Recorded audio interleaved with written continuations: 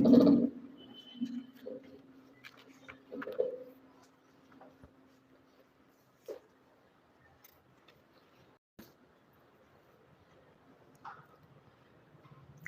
علیکم ورحمۃ اللہ وبرکاتہ۔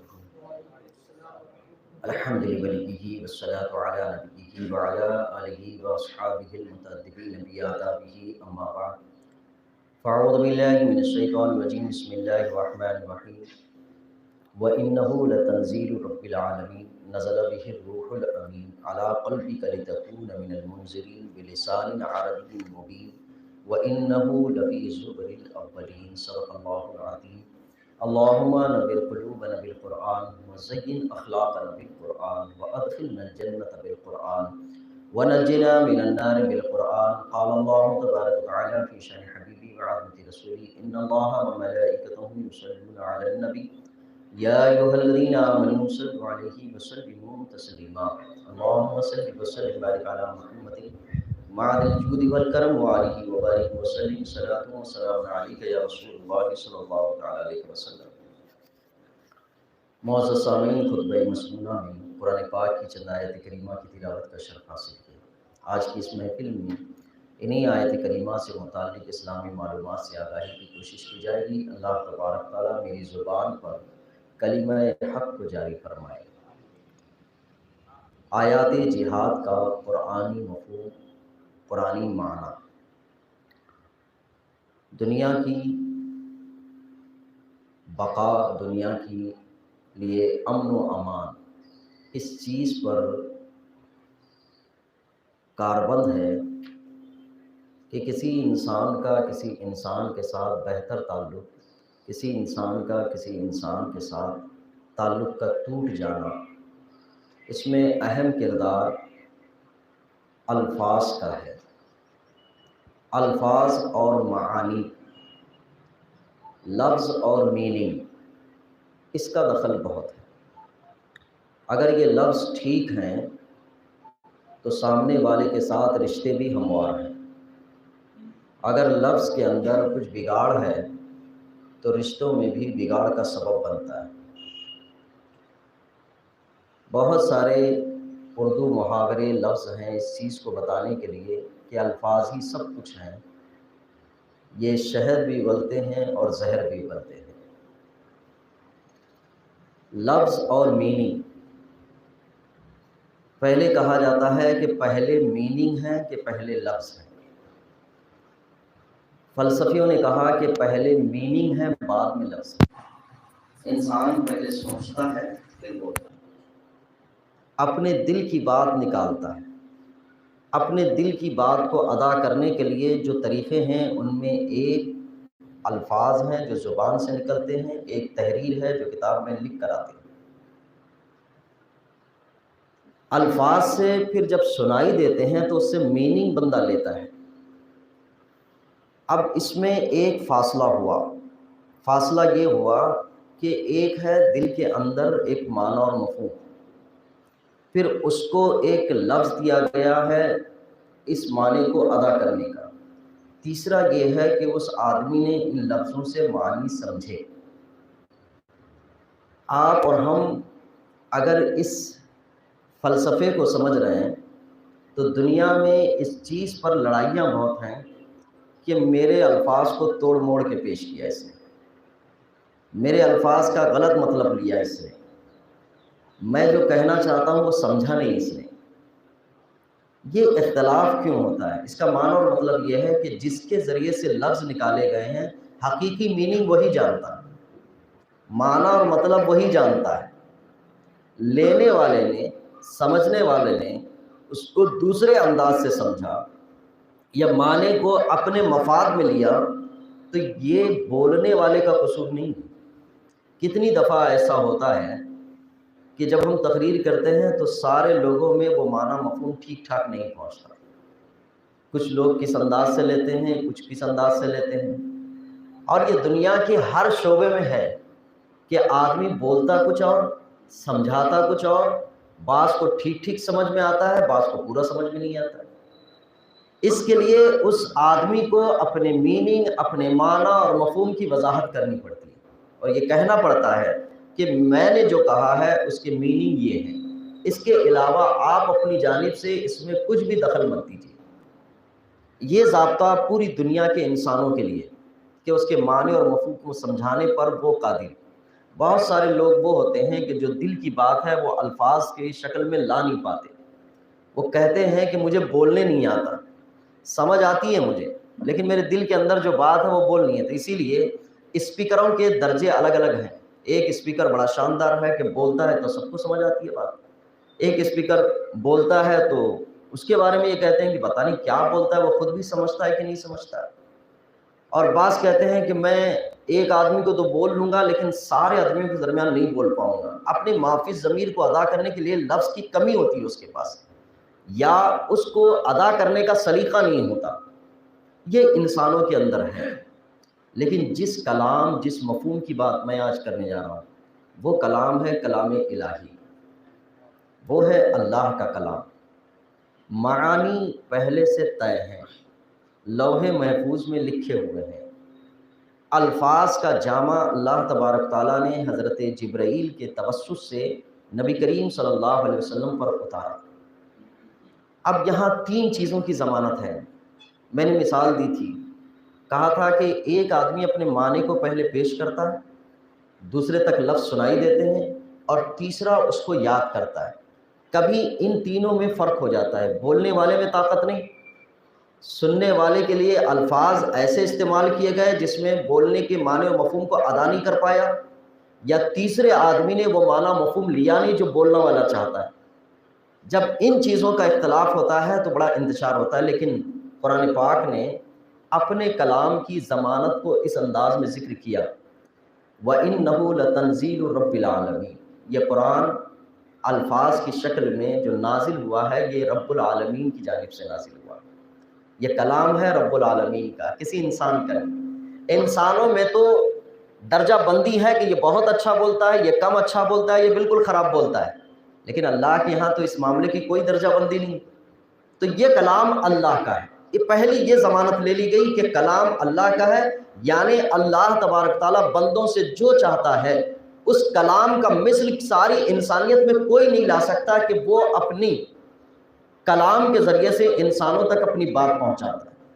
وَإِنَّهُ لَتَنزِيلُ رَبِّ الْعَالَمِينَ، یہ کلام رب العالمین کی طرف سے نازل ہوا۔ نزل بِهِ الروح الامین، اس کو پہنچایا کس نے؟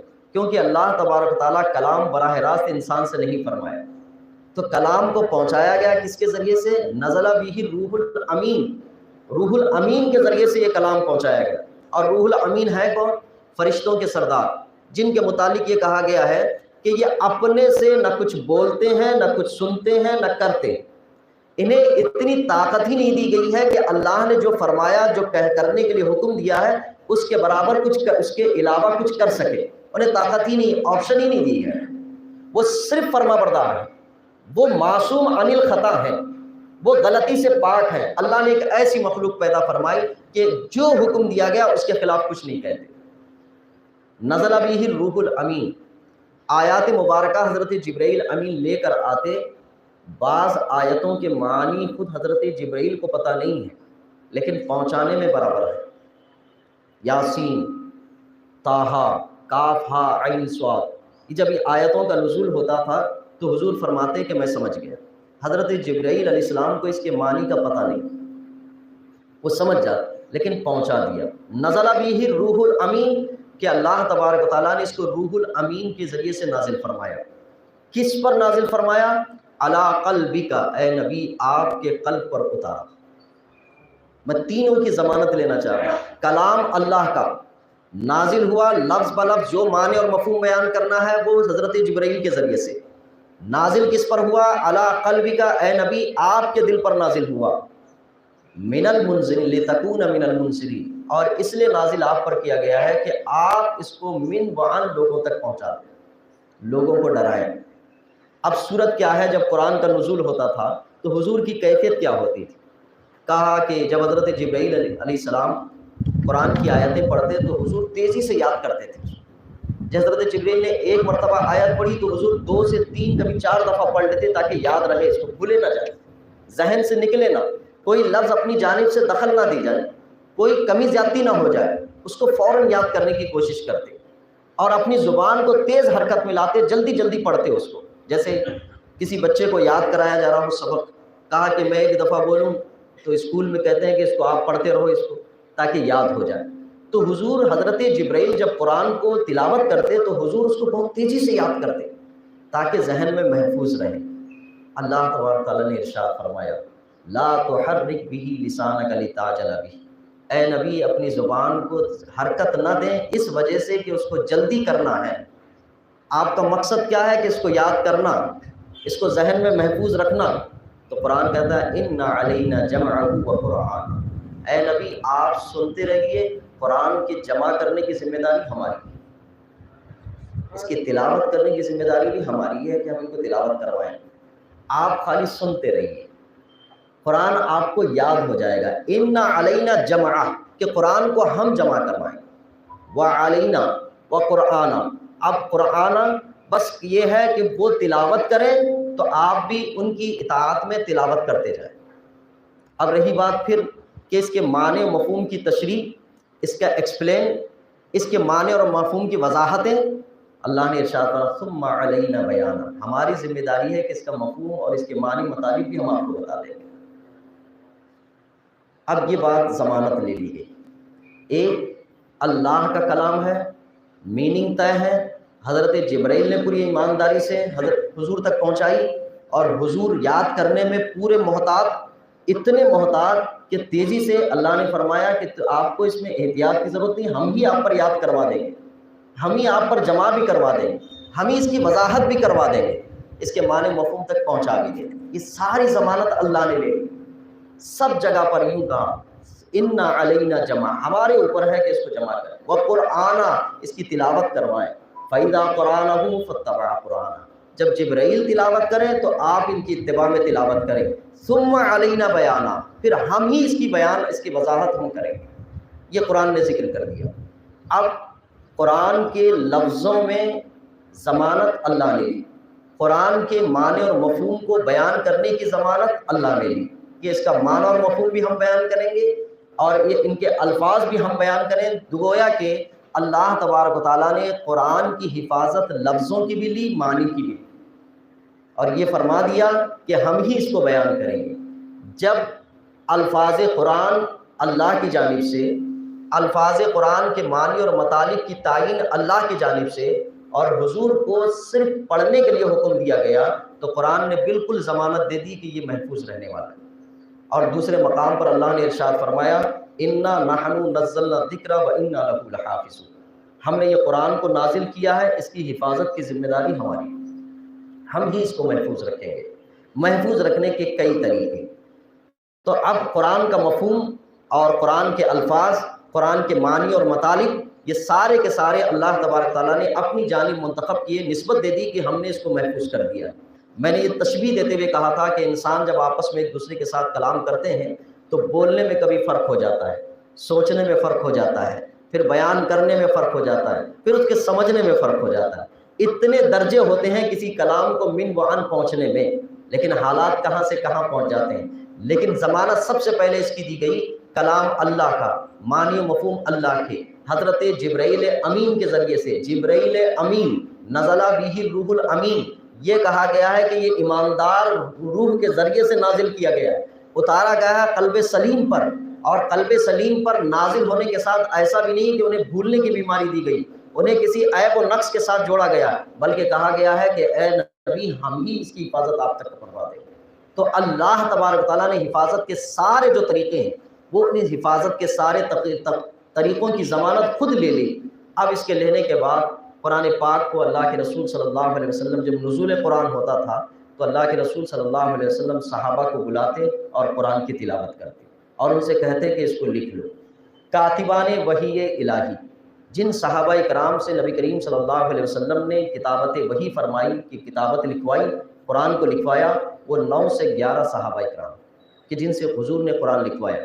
قرآن لکھا جاتا، اس میں حضرت امیر معاویہ رضی اللہ تعالیٰ عنہ بھی ہیں کہ انہوں نے بھی قرآن پاک کی آیتوں کو لکھا. کاتب وحی الہی حضرت امیر معاویہ رضی اللہ تعالیٰ عنہ، جن پر آج لوگ لان و تان کرنے کو بڑا فخر سمجھتے ہیں. بلکہ صحابہ کرام میں سے کسی بھی صحابی کی لان و تان یہ مسلمانوں کے کسی بھی عقیدے سے نہیں۔ صحابی، ہر صحابی کے لیے عظمت، تکریم، تعظیم، ان کے مجد و شرف کے قائل اور مائل دونوں طرح سے یہ مومن کے ایمان کا حصہ۔ حضرت امیر معاویہ رضی اللہ تعالیٰ عنہ بھی کاتبان وحی الہی میں ان کا شمار ہے۔ نبی کریم صلی اللہ علیہ وسلم لکھوانے کی ترکیب کیسے ہوتی کہ حضور فرماتے کہ اس کو لکھ دو، اس کو لکھنے میں آپ پڑھواتے کہ آپ اس کو پڑھو۔ قرآن پاک کی حفاظت کا یہ طریقہ اور قرآن پاک کی حفاظت کا ایک دوسرا طریقہ، حضرت جبرائیل امین علیہ السلام یہ ہر رمضان مبارک میں قرآن پاک کا پورا دور فرمایا کرتے کہ جتنا قرآن نازل ہوا ہے وہ قرآن پاک تلاوت کیا جاتا، یعنی دور ہوتا تھا قرآن کا۔ حضرت جبرائیل امین رمضان مبارک میں قرآن پاک کی تلاوت کرتے جو نازل ہوتا، پھر یاد کرایا جاتا، پھر محفوظ کر دیا جاتا۔ مختلف صحابہ اکرام نے قرآن پاک کو محفوظ کیا۔ تو قرآن پاک کی حفاظت اللہ کی جانب سے حضرت جبرائیل کے توسط سے حضور کے قلب اطہر پر، اور نبی کریم صلی اللہ علیہ وسلم نے اس کو تحریری طور پر ضبط تحریر فرما دیا کہ اس کو لکھ دیا۔ اس میں کسی قسم کی کوئی تبدیلی، رد و بدل یہاں کسی موقع سے نہیں۔ اللہ کے نبی صلی اللہ علیہ وسلم نے 23 سالہ مدت میں جو قرآن پاک کا ترتیب کے ساتھ نزول ہوا، کہیں کہیں چند آیتیں، کہیں صورت مبارکہ، تو حضور کا ارشاد ہوتا کہ اس آیت کو اس صورت میں رکھو، اس آیت کو اس جگہ پر رکھو، اس جگہ پر اس کو لکھا جائے۔ نبی کریم صلی اللہ علیہ وسلم تعلیمات فرماتے، یہاں تک کہ قرآن کے نزول کی تکمیلیت بھی اس حیثیت سے الیوم اکملت لکم دینکم واتممت علیکم نعمتی، دین کی تکمیلیت ہو گئی۔ قرآن کی آخری آیت بھی ضبط ختم کتابت کے لیے نازل ہو گئی کہ اب قرآن مکمل ہو گیا ہے، دین کی تکمیلیت ہو گئی۔ اللہ کے نبی صلی اللہ علیہ وسلم نے یہ آیت مبارکہ قریب 10ویں ہجری میں نازل ہوئی، جب حضور نبی کریم صلی اللہ علیہ وسلم اس آیت مبارکہ کے بعد 1 سال تک دنیا میں بظاہر دنیا میں تشریف فرما ہوئے۔ اس کے بعد یہ قرآن کی ترتیب ہوئی۔ اللہ کے رسول صلی اللہ علیہ وسلم نے قرآن لکھوا دیا۔ اس زمانے میں حضور کے عہد مبارک میں قریب 1000 کے قریب صحابہ کرام قرآن پاک کے حافظ تھے، یہ میری معلومات۔ اس لیے کہ حضور کی ظاہری حیات کے بعد جس غزوے میں صحابہ کرام شہید ہوئے، جنگ یمامہ میں شہید ہوئے، اس میں 400 حفاظ قرآن تھے جو پورا قرآن پاک محفوظ کیے ہوئے تھے۔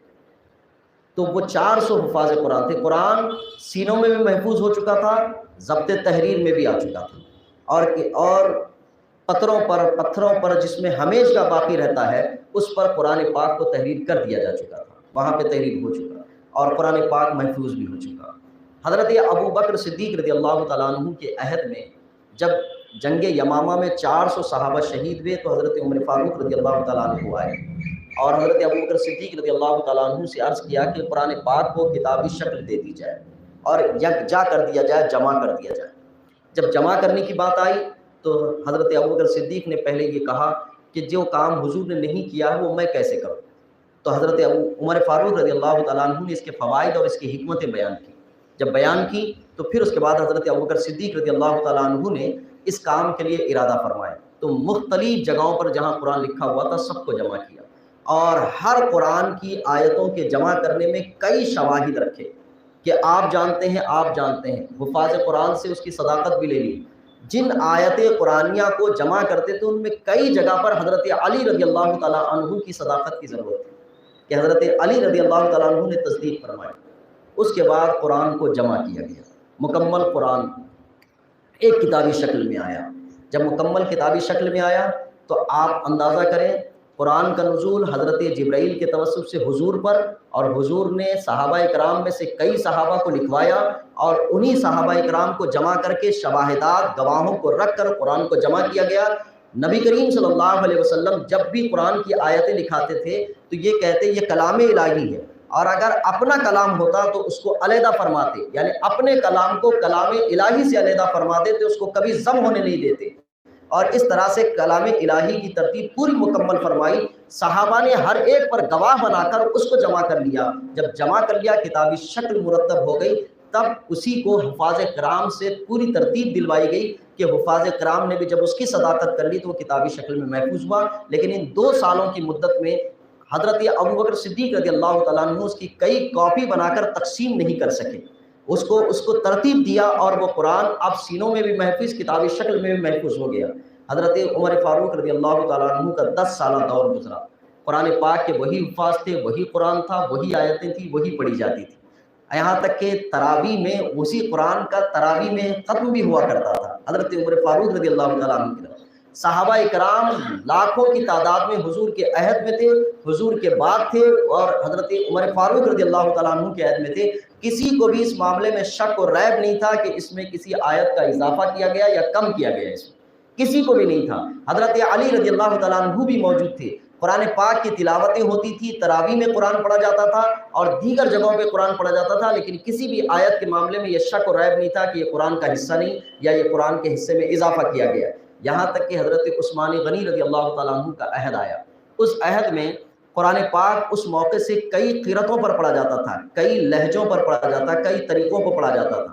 زبان کا ایک اپنا طریقہ ہوتا ہے، اگر آپ کو اردو میں اس کو سمجھنا ہو تو جیسے اردو میں پہلے اس لکھا جاتا تھا الف واو سین کے ساتھ، لیکن پڑھتے تھے اسو اس کو، اور جب اس لکھنا ہوتا تھا تو واو ہٹا دیتے تھے، تو واو لکھے جانے کا مطلب ہوتا تھا کہ یہ اس ہے، اور واو نہ لکھے جانے کا مطلب ہوتا تھا کہ یہ اس ہے۔ تو قرآن کی عربی بھی اسی انداز کی تھی کہ قرآن کو جب لکھا گیا تھا تو وہ کئی قرتوں پر تھا کہ کوئی اس انداز سے اس کو پڑھتا، لیکن معنی میں کچھ فرق نہیں آتا تھا۔ حضرت عثمان غنی رضی اللہ تعالیٰ عنہ کے عہد میں جب اسلام عرب سے باہر عجم میں نکلا تو ان لوگوں کو پڑھنے میں دشواری تھی، تو جس طرح سے کوئی اردو جانتا نہ ہو اور اس کو اردو کی چھوٹی موٹی باتیں بتا دی جائیں تو وہ اس کو کیسے پڑھے گا؟ اوس پڑھے گا، تو یہ سننے والے کو بڑے کان میں عجیب لگے گا کہ یہ اس کو اوس پڑھ رہا ہے۔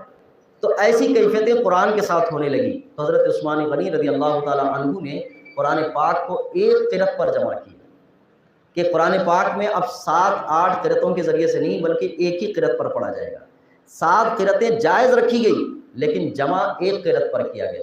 آج جو قرآن ہمارے درمیان موجود ہے یہ مصحف عثمانی ہے، صرف حضرت عثمان غنی رضی اللہ تعالیٰ عنہ نے ان میں سے ایک قرت کو منتخب کیا، انہوں نے بھی نہ ترمیم کی، نہ اضافہ کیا، نہ کمی کی، نہ زیادتی کی، صرف ایک قرت پر جمع کیا 7 قرتوں کے مقابل میں۔ پھر ایک دور آیا تدوین قرآن کا کہ اس وقت بھی زبر زیر نہیں لگے ہوئے تھے، قرآن کو بغیر زبر زیر کے پڑھا جاتا تھا، سب کی عربی زبان تھی، عربی زبان کو عربی لہجے میں پڑھنے کی انہیں عادت تھی۔ اگر میں اردو کے جو اچھے جانکار ہیں ان کو بھی بغیر نقطے کے کچھ عبارت لکھ کے بتا دوں تو وہ لوگ بھی پڑھ لیں گے کہ نقطے بھی نہ رکھوں اس میں، کیوں؟ کیونکہ وہ اردو جانتے ہیں، اس لفظ کے بعد یہ آئے گا تو اس کو یہی پڑھا جائے گا، اس لفظ کے بعد یہ آئے گا تو اس کو یہی پڑھا جائے گا۔ میں نے اس کو بورڈ پہ لکھ کے کئی دفعہ ثابت بھی کیا کہ اردو کے جو جانکار ہیں میں ان کے سامنے بغیر نقطے کے اردو لکھوں گا تو تب بھی وہ عبارت پڑھ لیتے ہیں۔ تو عربی کو بھی اسی انداز سے پڑھا کرتے تھے۔ حجاج بن یوسف کے دور میں جب خلط ملط ہو رہا تھا، لوگ یوں کا یوں پڑھ رہے تھے، تو اس زمانے میں حضرت حجاج بن یوسف کے زمانے میں حجاج بن یوسف نے علماء کے ذریعے سے اس پر زبر زیر کی تعیین کر کے یہ طے کر دیا کہ اس کو ایسے ہی پڑھا جائے گا۔ جب پڑھنے کی تعیین ہوئی، یہ تدوین قرآن ترتیب قرآن کے مرحلے ہیں، لیکن ان پورے مرحلوں میں اس پورے درجہ بندی میں کسی نے نہ کمی کی نہ زیادتی کی، وہی 6666 آیت کریمہ 114 صورتوں کی ترتیب بنی رہی۔ اب ان پر سارے صحابہ کا اجماع، تابعین کا اجماع، تبع تابعین کا اجماع، سارے لوگ قرآن کو اسی نہج سے پڑھتے، یاد کرتے، حفاظ قرآن بنتے۔ اب اس سب ساری تاریخی شواہد اور حقائق کو سامنے رکھنے کے بعد کوئی بھی ایرا غیرہ یہ کہے کہ اس میں ابو بکر نے اپنی طرف سے زیادہ کیا، عمر نے زیادہ کیا، جن آیتوں کے بارے میں یہ کہا جا رہا ہے ان آیتوں کے شان نزول کے ساتھ حضرت علی رضی اللہ تعالیٰ عنہ موجود تھے، اور ان آیتوں کی تعبیر و تشریح حضرت علی رضی اللہ تعالیٰ عنہ فرمایا، جن کو کہا جا رہا ہے کہ ابو بکر نے اضافہ کیا ہے، ابو بکر یا عثمان نے اضافہ کیا ہے، تو وہ تو چھوڑے، حضرت علی رضی اللہ تعالیٰ عنہ اس پر خود کاربند تھے اور ان آیتوں کی تلاوت کیا کرتے تھے قرآن کی حیثیت سے۔ اس نے یہ سازش رچنی کی ہے جو اس کی پرانی دشمنی ہے صحابہ سے، صحابہ میں خاص کر شیخین کے ساتھ، کہ انہوں نے یہ کام کیا ہے، کیونکہ ان کا عقیدہ صحابہ کے ساتھ ایک تنفر کا ہے، نفرت کا ہے، اس لیے ان کا نام لیا، حضرت علی رضی اللہ تعالیٰ عنہ کا نام نہیں لیا، جبکہ حضرت علی رضی اللہ تعالیٰ عنہ اسی قرآن پر کاربند ہے جس پر ہم کاربند ہیں، بلکہ ہم جس پر کاربند ہیں حضرت علی رضی اللہ تعالیٰ عنہ کی طریقے ہی پر کاربند ہیں۔ اس نے ابو بکر صدیق، حضرت ابو بکر صدیق یا عمر فاروق یا عثمان غنی کا نام لے کر اپنی بغض و عداوت کو ظاہر کیا ہے۔ کیا انہوں نے ترمیم کی ہے؟ ترمیم کسی نے نہیں کی، نہ کسی کو مجال ہے کہ وہ کوئی ترمیم جمع کرنے کی مجال نہیں ہو رہی تھی تو ترمیم کرنے کی گنجائش تو دور کی بات ہے۔ جب جمع کرنے کی ترمیم گنجائش نہیں ہو رہی، جرأت نہیں ہو رہی تھی کہ جس کو حضور نے نہیں فرمایا میں کیسے کر سکتا ہوں، تو کسی کا ایک آیت کا بڑھا دینا، کم کر دینا، کس کی جرأت کہاں سے ہو سکتی؟ وہ صادق و امین صحابہ، اور اتنے شواہد۔ ہمارے پاس دین قصے کہانیوں سے نہیں آیا ہے، ہمارے پاس دین کسی پیری مریدی کے پیر کے کہنے کی وجہ سے نہیں آیا ہے، ہمارے پاس دین اصول کی بنیاد پر آیا ہے، ضوابط کی بنیاد پر آیا ہے۔ کسی کی محبت اگر مان لیتا ہے، لیکن اسلام نے سارے اصول اپنے ضوابط اور قوانین پر رکھے ہیں۔ کسی کی بات بھی لی گئی ہے تو اس کی عدالت اور انصاف کی بنیاد پر لی گئی ہے، اس کی سچائی اور ایمانداری کی بنیاد پر لی گئی ہے۔ ایسے نہیں کہ کسی نے کہہ دیا تو بس قبول کر لیا گیا، بلکہ حضرت عمر فاروق رضی اللہ تعالیٰ عنہ کا طریقہ تحقیق تو یہ تھا کہ قرآن کی آیتیں تو دور کی بات ہے، حضور سے منسوب کوئی حکم بھی اگر سنتے تو کہتے کہ جب تک شواہد نہیں لاؤ گے میں قبول نہیں کروں گا۔ حضرت ابو موسیٰ عاشری رضی اللہ تعالیٰ عنہ ایک مرتبہ حضرت عمر فاروق رضی اللہ تعالیٰ عنہ کے گھر گئے، تو گھر جانے کا ایک طریقہ تھا، اسلامی حکم یہ تھا کہ کسی کے گھر جاؤ تو پہلے اجازت طلب کر لو۔ اجازت طلب کرنے کا ضابطہ کیا تھا کہ سلام کر لیا کرو، ایک دفعہ سلام کرو، اندر سے جواب آ جائے تو ٹھیک، دوسری دفعہ سلام کر لو، اگر اندر سے جواب آ جائے تو ٹھیک، تیسری دفعہ سلام کرو، اگر اندر سے جواب آ جائے، نہیں آئے تو آپ وہاں سے پلٹو، ہو سکتا ہے کہ اہل خانہ کسی کام میں مصروف ہے۔ حضرت ابو موسیٰ عاشری رضی اللہ تعالیٰ عنہ حضرت عمر فاروق کے گھر گئے، ملاقات کا ارادہ تھا، سلام کیا، جواب نہیں آیا، دوسری مرتبہ سلام کیا، جواب نہیں آیا، تیسری مرتبہ بھی سلام کیا، جواب نہیں آیا، تو وہ پلٹے، وہاں سے نکلے۔ حضرت عمر فاروق رضی اللہ تعالیٰ عنہ نے آواز سنی تھی، جواب دینا ہی چاہتے تھے کہ حضرت ابو موسیٰ عاشری رضی اللہ تعالیٰ عنہ نکل چکے، تو آپ آ کر کہتے ہیں کہ آپ ٹھہرے نہیں، میرے پاس رکے نہیں، تو آپ نے یہ حدیث بیان کی کہ حضور ارشاد فرماتے ہیں کہ جس کے گھر جاؤ 3 دفعہ تک اجازت لے لو، اگر اجازت نہ ملے تو پلٹو۔ تو حضرت عمر فاروق نے کہا میں نے یہ حدیث سنی نہیں ہے، آپ اس پر گواہ لائیں، نہیں تو آپ کی گردن الگ کر دوں گا۔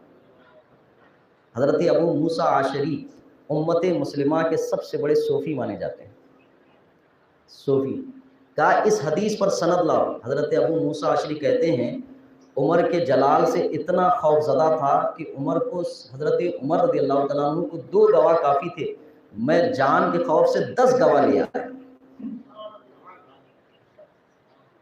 10 گواہ لیا میں اس حدیث کی صداقت پر۔ تو صحابہ اکرام تو اتنے اس کے لیے جو ہے کوشاں رہتے تھے کہ کسی ایک لفظ کو بھی منسوب نہیں کیا۔ احادیثیں پڑھیں، احادیثوں میں لکھا ہوا ہے کہ کہیں پر حدیث میں یہ تو وہاں لکھا ہوا ہے کہ راوی کو شک ہے، حضور نے یہ فرمایا کہ یہ فرمایا، شک بھی رہا تو دونوں لفظ لکھ دیے گئے۔ تعبیر میں ذرہ برابر فرق نہیں کیا ہے۔ محدثین نے ایسے لوگوں کی حدیثیں ہی نہیں لی جو حدیث بیان کرنے میں اپنی طرف سے کوئی لفظ شامل کر لیتے، ان کی حدیثیں ہی نہیں لی، بلکہ حدیثوں کی درجہ بندی کر دی۔ جب حدیثوں کے نقل کرنے، اس کی حفاظت کرنے میں اتنی احتیاطیں برتی گئی ہوں تو قرآن کے لیے تو اس سے زیادہ احتیاطیں میرے حضور نے بھی برتی ہیں، صحابہ نے بھی، تابعین نے، تبع تابعین نے۔ اور اسی میں ترمیم کی گنجائش انسانی طاقت سے باہر بھی ہے، انسان کر بھی نہیں سکتا، اس لیے کہ اللہ نے فرمایا کہ ہم اس کی حفاظت فرمانے والے۔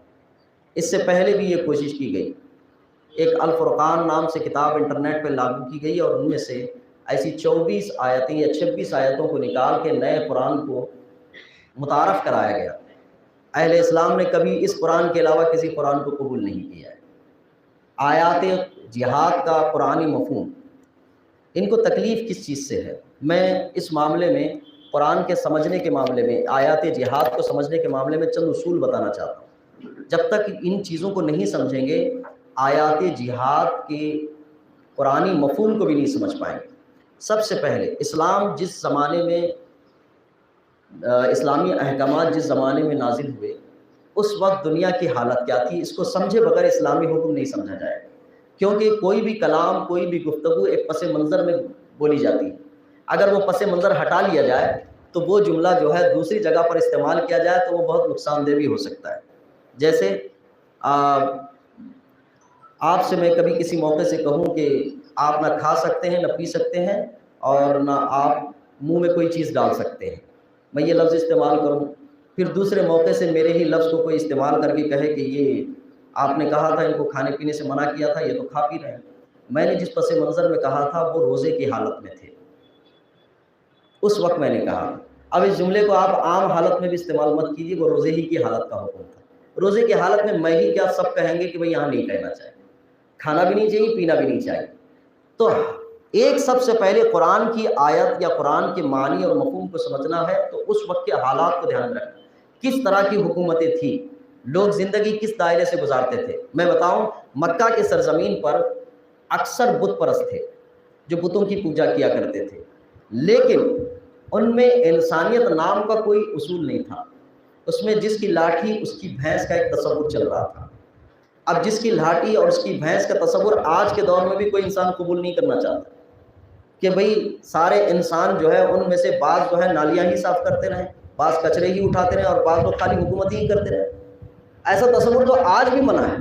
اس زمانے میں بھی انسانیت سسک رہی تھی، غلامیت کی زنجیروں سے ایک انسانیت کی عزت و آبرو لوٹی جا رہی تھی، اس کو انسان نہیں سمجھا جا رہا تھا۔ ایسے دور میں اسلامی احکامات کا نزول ہوا ہے۔ اگر آج کے دور میں کوئی انسان کسی پر ظلم کر رہا ہو اور کسی پر زیادتی کر رہا ہو اور ہمیشہ اس کو غلام بنا کے رکھنا چاہتا ہو، اگر کوئی اس کے خلاف آواز اٹھائے اور یہ کہے کہ نہیں ہم انسانیت کو ایک درجہ دینا چاہتے ہیں اور انسانیت کا درس دینا چاہتے ہیں، تو کیا ایسے الفاظ کے اٹھائے جانے کو اس انسانیت کے خلاف کہا جائے گا کہ انسانیت کے موافق کہا جائے گا؟ اسلام کے احکامات اسی پس منظر میں آئے، اس کو سمجھے بغیر اس وقت لوگ کس طرح کے تھے، کس طرح کی حکومتیں دنیا میں چلا کرتی تھی۔ امپائر روم تھا، ایران تھا، اور زرتش کے پجاری تھے، وہ لوگ کس طرح کی طرز حکمرانی کرتے تھے۔ اس کے خلاف میں انسانیت کے لیے کچھ احکام آئے، انسانیت کے لیے کچھ اصول آئے، انسانیت کے لیے کچھ قانون بنائے گئے۔ وہ قانون جس کی لاٹھی اس کی بھینس کے بالکل متضاد تھی، وہاں ایک درس دیا جا رہا تھا، حکومت کرنے والا بھی اپنی زندگی میں حساب دینے کے لائق ہے، اور جو رعایا ہے وہ بھی حساب دینے کے لائق ہے۔ یہ ایک ایسا حکم تھا جو ساری حکومتوں کے انتلوں میں کیل ٹھوکنے کے برابر۔ آج بھی دنیا یہی چاہتی ہے کہ جو حکمرانی کرنا چاہتا ہے اس سے کوئی سوال نہ کرے۔ اسلام نے ایسے طرز حکمرانی کی مخالفت کی، بلکہ کہا کہ حکمرانی صرف رعایا کی دیکھ بھال کے لیے دی گئی ہے، حاکمیت کے طور پہ نہیں دی گئی کہ جو من چاہے تم کرو، تم بھی انسان ہو وہ بھی انسان ہے، بس تمہیں خدمت کے لیے مقرر کیا گیا ہے، وہ مخدوم ہے۔ ایسا نہیں کہ تم حاکم ہو تو بالکل مہاراجہ ہو، بلکہ تمہیں بھی حساب دینا ہے۔ یہ طرز حکمرانی اسلام نے پیش کی تھی، اور یہ طرز حکمرانی اس دور کی بڑی بڑی حکومتوں کے خلاف اس لیے تھی کہ وہ اپنے آبا و اجداد کی میراث کے طور پر حکومت کرنا چاہتے تھے، چاہے اہل ہو کہ نہ اہل ہو، وہ کرنا چاہتے تھے، اور اسی بنیاد پر ساری انسانیت پر مسلط ہونا چاہتے تھے۔ اسلام نے سب سے پہلے ایسے نظریے کی مخالفت کی، انسانیت کا حقیقی درس دیا کہ چھوٹا اور بڑا برابر ہوگا، حساب دینے میں سب برابر ہوگا۔ ایسا نہیں ہوگا کہ جو رعایا ہوگی وہی حساب دے گی، وہی عدالت کے کٹکھرے میں کھڑی ہوگی، اور جو حکمراں ہے وہ عدالت سے باہر ہوں گے، یہ نہیں کہا گیا۔ یہی صورت تھی حضرت عمر فاروق رضی اللہ تعالیٰ عنہ جب اسی اسلامی قوانین پر عمل پیرا ہو کر حکمرانی کر رہے تھے، تو اس موقع سے ایک مرتبہ اپنے عمرہ حکام کو حضرت عمر فاروق رضی اللہ تعالیٰ عنہ نے احکامات بیان کیے، اور احکامات بیان کرنے کا لہجہ بڑا سخت تھا حضرت عمر فاروق کا۔ کہا کہ تم سے باز پرس ہوگی اور تم سے گرفت کی جائے گی، اور تمہیں اگر اس کی خلاف ورزی کرتے ہو تو تمہارے اوپر سزائیں بھی مقرر کی جائے گی۔ اسی مجلس میں ایک شخص کھڑا ہو کر کہتا ہے، عمر خلافت کی اس روب میں نہ رہا کرو، موت سے ڈرو، موت تمہیں بھی آنی ہے۔ ایک شخص کھڑا ہو کے بولتا ہے۔ حضرت عمر فاروق رضی اللہ تعالیٰ عنہ اس وقت کئی لاکھ مربع میل کے حکمراں تھے، جن کی ایک بولی پوری سلطنت اسلامیہ پر حکم بن کر نافذ ہوتی تھی۔ ان کی مجلس میں، ان کے دربار میں کوئی شخص ان کے اوپر یہ کہتا ہے موت سے ڈرو، تو آپ سوچیں آج کے دور کا انسان ہوتا تو کیا کرتا۔ لیکن حضرت عمر فاروق رضی اللہ تعالیٰ عنہ خوف زدہ ہو گئے، اس کے کہنے کی بنیاد پر اس کو نوکری پہ رکھ لیا۔ کہا کہ جب جب ایسی مجلس سجی رہے تو تم مجھے یاد دلاتے رہے۔ یہ طرز حکمرانی پیش کی تھی حضرت عمر فاروق نے، یہ قرآنی احکامات تھے، اور یہ سب سے بڑی مخالفت تھی اس طرز حکمرانی کی جو دنیا نے قائم کر رکھی تھی۔ انسانیت پر ظلم کی داستانیں بڑی بڑی تھیں، آپ پس منظر کی پوری کہانیاں پڑھ لیجیے۔ اسلام کو لوگوں نے دل سے پسند کیا تھا کہ یہاں انسانیت کا درس دیا جاتا ہے، یہاں سب انسانوں کو برابر کھڑے ہونے کا موقع دیا جاتا ہے، کوئی کام کرنے والا ہو، کوئی کسی سے کام لے رہا ہو، لیکن سب کو حساب دینا پڑے گا۔ کوئی یہاں حساب سے بچ گیا تو کل قیامت میں تو دینا پڑے گا۔ دو چیزوں کا خوف ان کو کیا گیا تھا، یا تو دنیا میں دینا ہے یا آخرت میں دینا ہے، جو دنیا سے بچ گیا وہ آخرت میں دینا ہے۔ حساب کا خوف ان اکابرین پر اتنا تھا، حضرت ابو بکر صدیق رضی اللہ تعالیٰ عنہ نے حساب کے خوف سے اپنے لیے یہ کلمات استعمال کیے تھے، کاش میں جانور ہوتا، کل میدان محشر حساب سے تو بچ جاتا، انسان ہی نہ ہوتا میں۔ تو یہ صورتحال تھی، اس پس منظر کو یاد رکھیں۔ دوسری بات، اسلامی قوانین یا اسلامی قرآنی آیات کو سمجھنا ہو تو قرآنی آیات کسی انسان کے بنائے ہوئے نہیں، یہ ہے اللہ کے بنائے ہوئے، اور یہ ہمیشہ متصادم رہیں گے انسانی سوچ و فکر کے، کیونکہ انسان اپنی غرض کے اعتبار سے قانون بناتا ہے، اور اسلام کا قانون ساری انسانیت کے اعتبار سے بناتا ہے۔ تو جو شخص عمومی اعتبار سے، جو قانون عمومی اعتبار سے بنا ہو، وہ شخصی اعتبار سے بنے ہوئے قانون سے ٹکرائے گا ہمیشہ، کیونکہ شخصی آدمی اپنا فائدہ پہلے رکھ کے بعد میں عام فائدہ رکھتا ہے، اور اسلامی قانون عام فائدے کے ذریعے سے شخصی فائدے کی طرف آتا ہے۔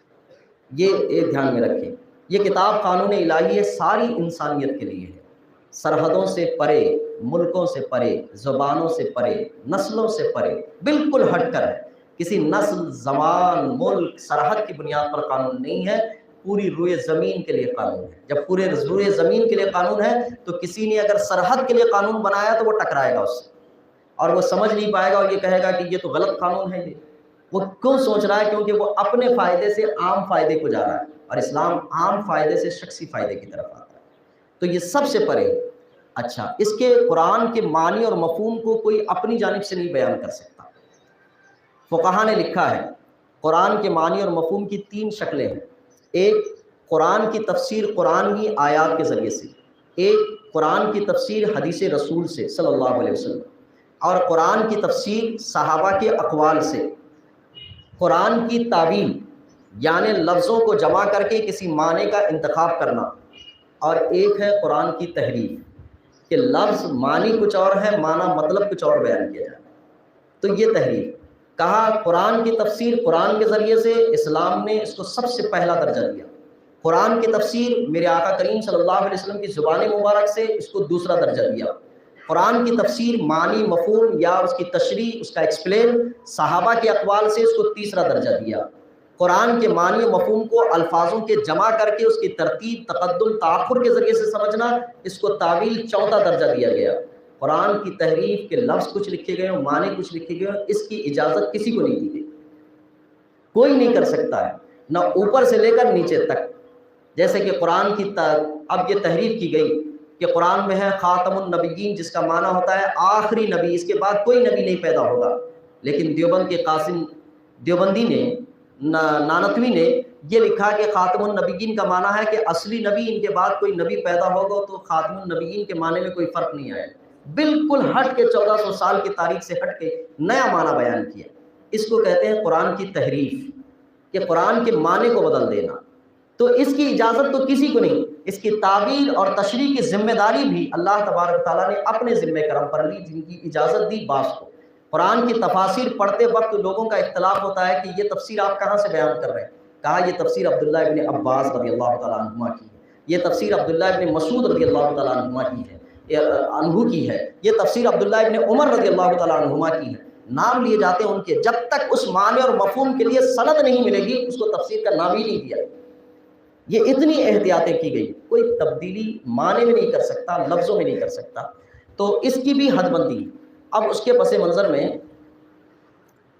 ساری آیتوں کا نزول نبی کریم صلی اللہ علیہ وسلم کے حیات مبارکہ ہی میں ہو گیا، 6666 آیت کریمہ۔ اس کے بعد قرآنی آیات کا نزول ہی بند، بلکہ حضور نے آخر وقت میں بھی قرآنی آیات کا نزول نہیں، آخری آیت نازل ہو گئی، اس کے بعد قرآن کا نزول ختم ہو گیا۔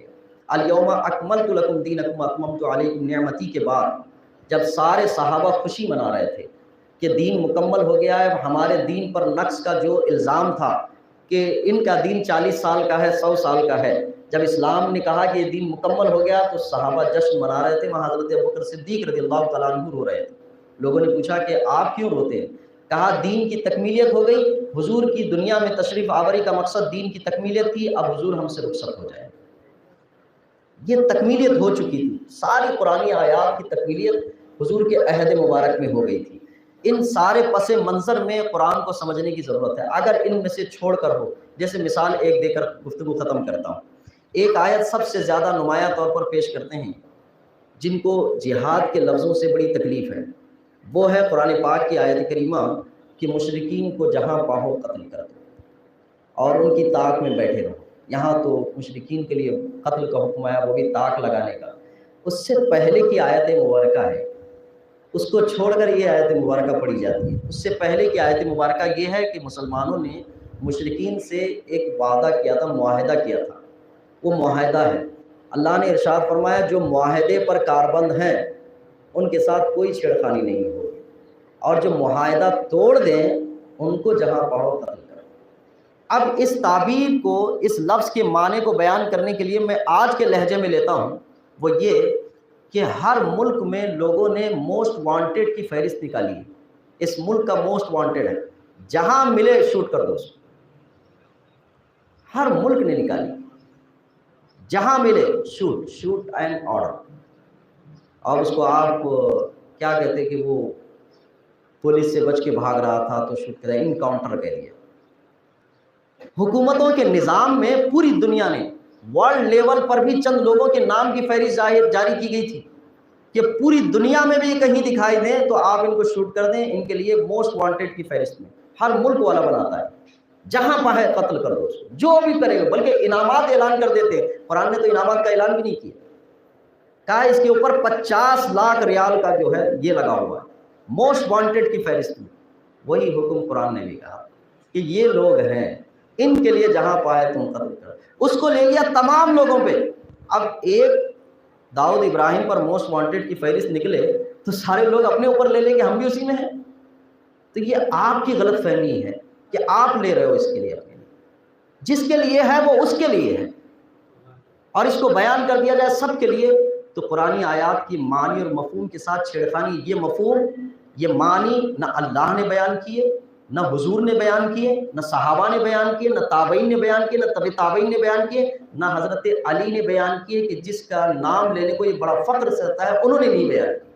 یہ تمہارے دماغ میں کہاں سے آ گئے؟ بھائی میرے معنی اور میرے مطلب کو بیان کرنے کا حق مجھے ہے. جب میں نے نہیں بیان کیا تو میرے کسی بھی لفظ کو کہیں بھی لے کے تم بیان کرو گے اور اس کے معنی اخذ کر لو گے. تو یہ تو بہت بڑی زیادتی ہے. تو اس آیتوں کو 24 یا 26 آیتوں کا جو بھی تذکرہ ہے، ان کو بغیر پس منظر کے آیت قرآنی کے سمجھنے کی طاقت عام مسلمان کے پاس نہیں ہے. تو ان کے پاس کیسے ہوگی جنہوں نے نہ اسلام کو پڑھا، نہ اسلامی اصول کو پڑھا، نہ قوانین کو پڑھا. بلکہ میں تو کہتا ہوں اس ملک کے جتنے قانون ہیں اس قانون کو سمجھنے کی صلاحیت ہمارے اندر نہیں. وکلا کی ضرورت پڑتی ہے. وکیل بتاتے ہیں کہ اس قانون کا پس منظر کیا ہے، یہ قانون بنا کس کے لیے. بھئی آپ یہی تو ترتیب چل رہی نا.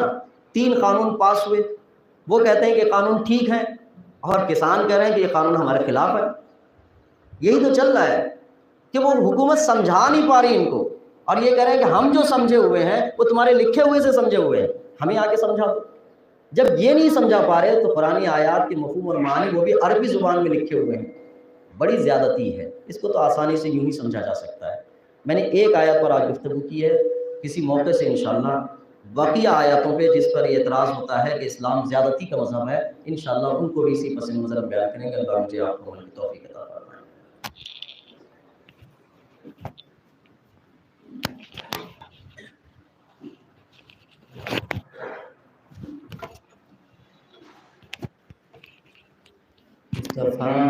جانے رحمان تیرا کھو سلام شمع بز میں ہدایا تیرا کھو سلام شہر یارے ایرم تاجدار حرم شہر یارے کرم تاجدا کرم نو بہارے شفاعت لا کھوسانا مصطفیٰ جان رحمت پلا تو سلام شمع بز میں ہدایات پلا تو سلام ہم غریبوں کے آقا پہ بے حد درود ہم غریبوں کے آقا پہ بے حد درود ہم فقیروں کے سلوات پلا کھو سلام مصطفیٰ جان رحمت پلا کھو سلام شمع بز میں ہدایات پلا کھو سلام کاش محشر میں جب ان کی آمد اور بھیجے سب ان کی شوکت پلا کھو سلام مجھ سے خدمات کے خود سیکھا ہے رضا مجھ سے خدمات کے خود سیکھا ہے رضا